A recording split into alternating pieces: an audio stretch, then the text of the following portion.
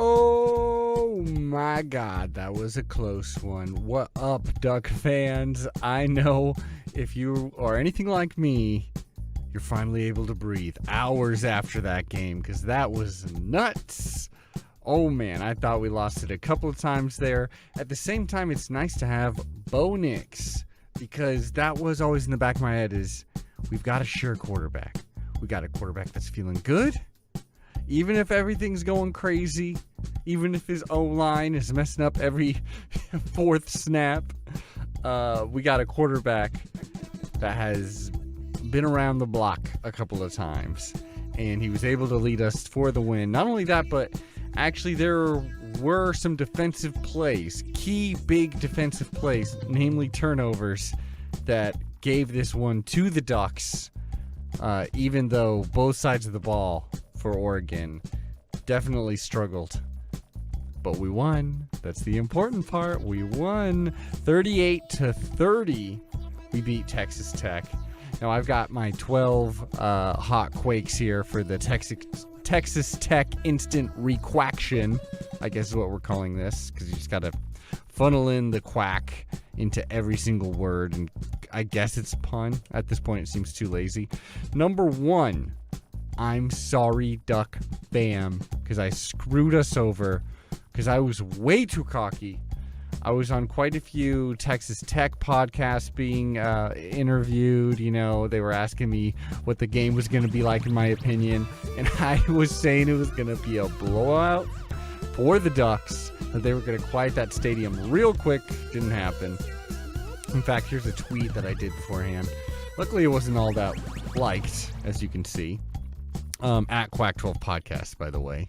You should be following us already. But Oregon 42, Texas Tech 17. That was my prediction. Woo. Ooh boy, I was wrong. So forgive me on that one, because maybe this would have been in a different universe with different karma. This wouldn't have been a blowout, but because I did what my dumbass did, it was a much closer game than many of us expected. Number two, Camden Lewis. Let's just start with a positive note. It's so nice to have a kicker that can hit the things that should be sure, even for a college kicker. You know what I mean? Like, nothing should be taken for granted when we're talking about kicking in college. So, absolutely, it is nice to have Camden Lewis, who's hitting 3 for 3, 100%, just so you know, 34-yard long.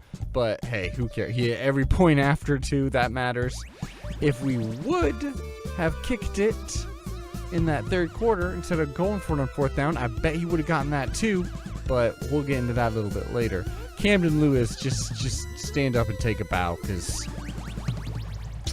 wonderful job. I was sweating a little bit, but overall I had faith in you. Number three, Tyler Shuck, the former Duck. Overall, did he have more of a good or a bad day? That is the question. Did he have more of a good or a bad day? Well, probably safe to say bad, since he lost the game. And this was a very familiar Tyler Shuck to a lot of us Duck fans. Personally, I would say that. You know, where he looks very competent in some moments, where you can see why he was so highly rated coming in, you know, as a young prospect, why there's so much potential, despite the injury. You know, he looked pretty healthy for this one. He definitely looked healthy when he was ripping off those huge runs early on, and that has got to put fear into an Oregon Duck fan's heart, because there's a lot of mobile QBs. Not even necessarily, you know, like truly mobile, like a Caleb Williams or something like that, but even QBs that are willing to pick up the yards if you give it to them. And we certainly gave him quite a few yards, definitely early on.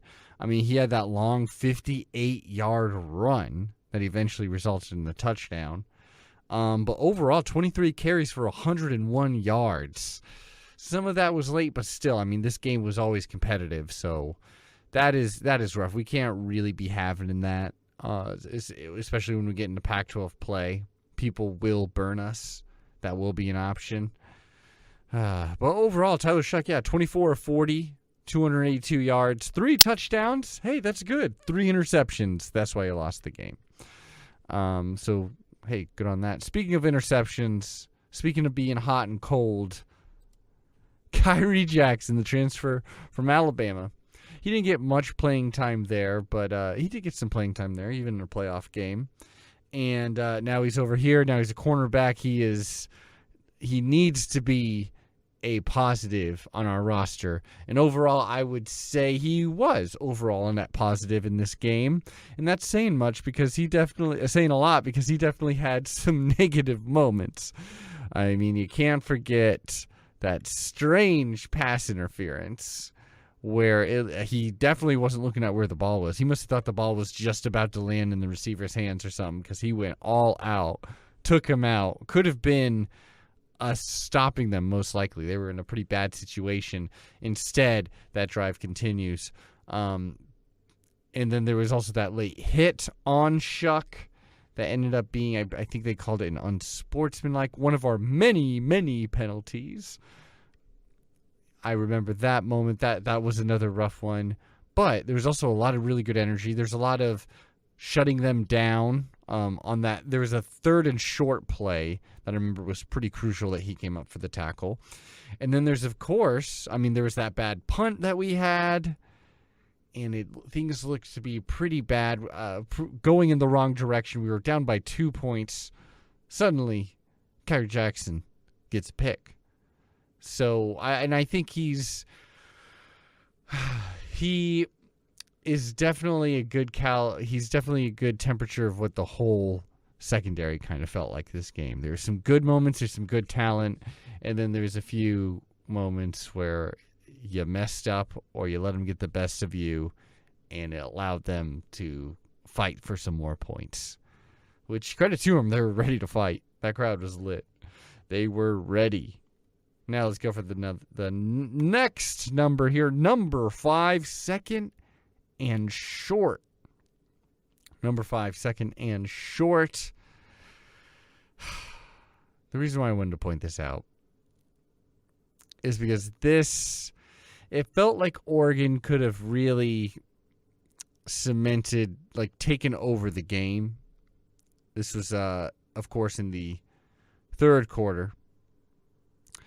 We were moving the ball pretty well. There was a 9-yard run from Bo Nix, which we did not run Bo Nix very much in this at all. It doesn't seem like that's really something we want in the game plan all that much. Probably because we're afraid what happens if we were to get hurt. Kind of like that 2019 season under Cristobal. It feels like there's a bit of that. But on 2nd and 1, which was established because of that 9-yard run from Nix, we hand the ball off to Noah Whittington twice, and twice he gets no gain. Because credit to Texas Tech, they did really push around our O-line. We were not as tough of them for most of the night, honestly. Especially not where it really counts in the trenches. We were not as tough as them. And Noah Whittington, 7 carries for 21 yards. Those 2 stuffs were really tough. And then on 4th and 1, it was kind of funny because the camera was, focusing on something else, the crowd or Duck getting ready for a push-up or something. And then it cuts to Oregon's about to do a 4th and 1. They go for the QB push, and there is no push. He gets a nothing. This thing was dead in the water.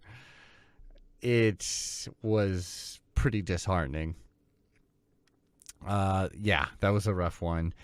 And it was totally within field goal range. Cameron Lewis could have had a 4th one. And the whole time, in the 3rd and the 4th quarter, I'm sure not just me, all of you were thinking out there that field goal would have been pretty nice right now. Definitely would have been nice to be tied with them or have a 1-point lead as opposed to, this climactic finish. Which actually is a pretty good transition to number 6. O-line got bullied and embarrassed.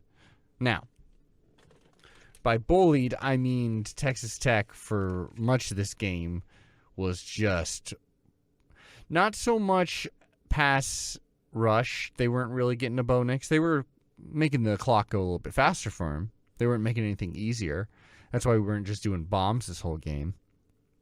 But in the run game, they had an excellent rush defense. Oh my goodness. They really shut that down, as you can see by our 2 running backs barely getting anything outside of short touchdowns. Bucky Irving, 11 carries for 38 yards, 1 touchdown, 9-yard long. Noah Whittington, 7 carries for 21 yards. So pretty rough outings. And then 4 carries for 8 yards for Jordan James. And Bo Nix, he almost got 50. He got 46 yards, no rushing touchdowns. So they did a great job of just selling out to stop the run because they wanted Bo Nix to hopefully maybe get a little bit frazzled. He didn't turn over the ball once, which is pretty amazing. But not only was this O-line bullied, as I said, in the run game, but they were embarrassed because out of the 14 penalties, many of them were the O-lines. We had offensive holding. We had like 4 false starts, something like that. 3 of those from the same person, which is awfully rough when it's your left tackle. Josh Connerly did have a good game, but 3 of those really did not help us out. And there were many of them in the drives that would result in either us going 3 and out or having to punt or just being in a bad spot. So, yeah, that's something we have to clean up, obviously, especially when we're on the road, because we're going to be in just as tough or tougher environments coming up. Number 7, turnover battle for the win. That is right, because the turnover battles where it really happens, and when we needed it most, Ducks stepped up. Obviously, the most exciting one is the 45-yard pick 6 from Jeffrey Bassa, which was very fun to watch. It was very reminiscent of Mace Funa against Washington State. Am I wrong? Quack, quack, quack, quack. Felt just like that moment. Brian Addison got that last Hail Mary at the 2-yard line. But, I mean, hey, he got it. That's a good one. And then Kyrie Jackson, as we said, picked up that one. Or picked him off when we were down by 2, and they could have easily added to it. And suddenly Shuck got a little shook. And we were able to get that ball in a crucial time. And then Jamal Hill rocked Tyler Shuck. Again, deep in our territory, which allowed for us to recover that bad boy. Brandon Dorless. Hell yeah, Brandon Dorless. Brandon Dorless, pretty great game overall. Honestly, pretty great game. You know who also had a great game? Jeffrey Bassa. He showed up. 9 tackles, 8 solo, 1 tackle for a loss. Most important, 1 touchdown. And it really goes to show, because kind of us transitioning from Noah Sewell types. I mean, Jeffrey Bassa played linebacker for all last season, but we're really transitioning to players more like a Jeffrey Bassa than a Noah Sewell. And we got a bit of proof of concept for this, because even though they were having a lot of success, a lot of it was running through Tyler Shuck. Otherwise, their run game wasn't very effective most of the time. And their passing game, we definitely got embarrassed a couple of times. But overall, maybe I would still say it's improved from last season. And so, I mean, Jeffrey Bassa, I give him a game ball. Him and Camden Lewis can split it down the middle. Penalties have to stop. We already talked about it, but it is bonkers. Kyrie Jackson had a couple. Offensive line had a ton. There was that illegal formation, I do believe, as well. There was the delay of game, but I don't know. That may have just been realigning to help Camden Lewis out. That's what I'm willing to say. We had those illegal substitutions. A little too slow there. Mainly, it has to be the offensive line. It's just got to get more in tune with itself, with nature, with the Oregon Duck way. Turning into Bill Walton here. That That is right. Maybe a Leak Terry too can really sharpen that unit. We're going against Hawaii. That's an excellent place to try to do it. Speaking of which, I don't have a number for this, but O-line didn't have their best game, but the D-line actually did have a pretty rocking game, especially when we were talking about not getting much pressure coming into the season against Portland State, even though it's Portland State. We had no sacks. This time 4 sacks, baby, and 5 tackles for a loss. And those were all crucial. Number 10, Bo Nix, our Lord and Savior. You are our Sky Zaddy. We love you so much, Bo. Never leave us. 32 of 44, 359 yards and 2 touchdowns, but some crucial touchdowns there, and managed the game very well. Only a few mistakes here and there, but avoided pressure like crazy, which is something the offensive line did great. They were great in pass protection. And the few times when it did break down, he was able to scramble away and use his legs very effectively. So, hey, baby. And again, just a calm, cool, collected presence. And it was wonderful. I love you. Bo Nix, never leave. Number 11, survive, advance, and laugh it off. Because, Duck fans, this is still a good team. We're still in year 2 of Coach Dan Lanning. Obviously, I mean, as I said, I was hyping this up like freaking crazy. I said on Twitter we were going to win 42-17 because I'm an idiot. And that's where people go to do idiotic things, Twitter or X, or whatever you call it. But in the end, we won this game. We survived. Now let's just advance. Not only that, but we made a bunch of opposing fan bases, one opposing fan base very sad in their hometown. And that always makes me laugh a little bit. When you see the people with painted faces and now they got to go home and, wash it off sadly. Except for the parts that their tears have already washed off.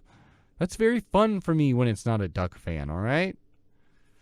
So just remember to have a good time. We got a great quarterback. We do have an improving defense. Because even though I was talking so much crap on Texas Tech, specifically after they lost to Wyoming, obviously, but just in general to their fan base and to anyone who would listen, they actually were a pretty good team, especially at home. This is the part where, I backtrack and now I'm saying they're a great team. But for real, they really gave it to us. They really went all out. Their fan base was diehard for this whole thing. And that was a tough environment, and we survived. Now let's take care of Hawaii. Let's take care of Colorado. That'll be nuts. So let's just take care of our own mindset getting into this because there's so much hype. Gonna be so much hype. I don't think it'll be game day because I believe Notre Dame and Ohio State play that week, but could be. With Coach Prime, anything's possible. Number 12, the final bit here. The bottom 11. Let's talk about how the other Pac-12 teams are doing at this very moment. A lot of these games I missed a whole lot of because I was watching Oregon. I only got one screen when Oregon's playing. And as of right now, I'll timestamp myself here. So going into the halftime, Arizona State leads 15-10 against Oklahoma State. Did not see that coming. I thought they were going to get blown out for sure, but I'm wrong about everything. Auburn, California, 10-7. California leads. That is wonderful. I hate Auburn. I bet a lot of you feel the same. And I think it's funny when they lose. Stanford, USC. Another example of me being terribly wrong. I knew Stanford was going to lose, basically. I thought it'd be fun if I picked them. But in my heart of hearts, I knew they were going to lose. But holy cow, 49-3? At the half, I did not see that coming. USC is horrifying. We've got to get better on defense. Because, oh my God, they are going to have a field day otherwise. But let's think about that later. Washington State pulled it out, 31-22. We may have another ranked Pac-12 team. Arizona, it's amazing that they rallied back and were able to get to overtime, but they do end up losing to Mississippi State. But again, they rallied back. This is an SEC team, supposedly the best conference. UCLA made short work San Diego State 35-10, as did Oregon State. Holy cow, they are also very scary. 55-7. Washington, unfortunately, demolished Tulsa 43-10. Baylor and Utah. This game was hideous. This game was ugly, but Utah won with its backup quarterbacks. Nate Johnson, he's the dude now. There's no reason. Oh my God, Bryson Barnes. Very fun story, but more of a pig farmer than a starting quarterback. Yeah, that was rough. But again, just like us, it was hideous, it was ugly, made me feel bad at times, but we won. Get the W. And then Colorado embarrassed Nebraska, but Nebraska also did a lot of embarrassing of itself, just like Florida did against Utah in week 1. So we'll see what we learned there. Hopefully they're a paper buffalo, because I'm starting to get a little bit more afraid of Deion Sanders and the hype. It seems like it may be real. Friends, this has been an absolute blast. I'm going to kiss the duck again.